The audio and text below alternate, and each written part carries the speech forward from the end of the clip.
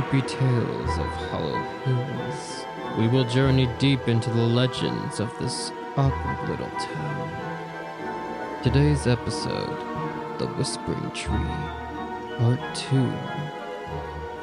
This podcast is presented by VCDI and TCDI.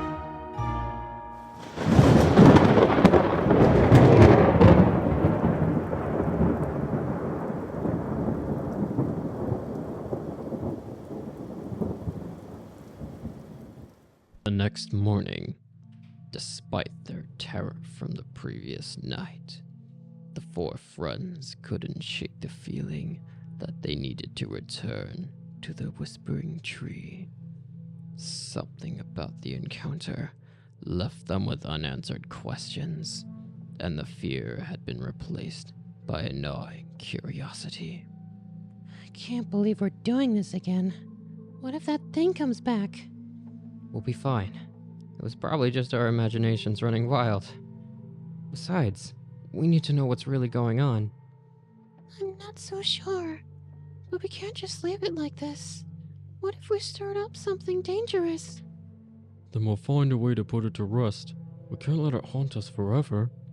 They reached the cemetery just as the sun began to set, casting long shadows over the gravestones. The Whispering Tree stood silently in the center, its gnarled branches no longer swaying in the wind.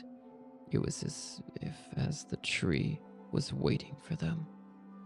As they approached, a cold breeze rustled through the leaves, and the whispers began again, softer this time, almost pleading. Do you hear that? It's like it's calling to us. I don't like this, but we've come this far. Let's get closer. Under the tree's shadow, and the whispers grew louder, forming words that sent chills down their spines. Help find the lost. Lost? What does that mean? Maybe there's something buried here. Something that needs to be found. Without warning, the ground beneath the tree began to shift again. But this time, it wasn't a ghost that emerged. Instead, the earth split open, revealing a small olden wooden box, half buried in the roots. Should we open it? We have to. This might be what the spirits were trying to tell us. With trembling hands, Matt reached down and lifted the box from the dirt. It was covered in strange symbols, worn from age. As he pried it open, a gust of wind tore through the cemetery, extinguishing the last light of the day.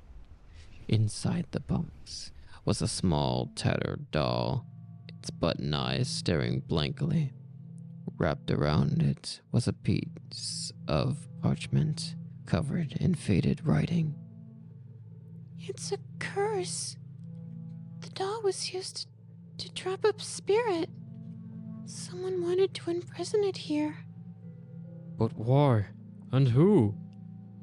Before they could ponder further, the whispers returned, now desperate and anguished, as if the spirits were begging for release. The box began to shake violently in Matt's hands, and the doll's eyes glowed with an eerie light. We have to do something. It's getting stronger. Just as they began to panic, a powerful voice boomed through the cemetery, silencing the whispers. Leave or suffer. The tree's branches whipped out violently, and the ground trembled. The box flew from Matt's hands, smashing against the gravestone, and the doll inside disintegrating into dust.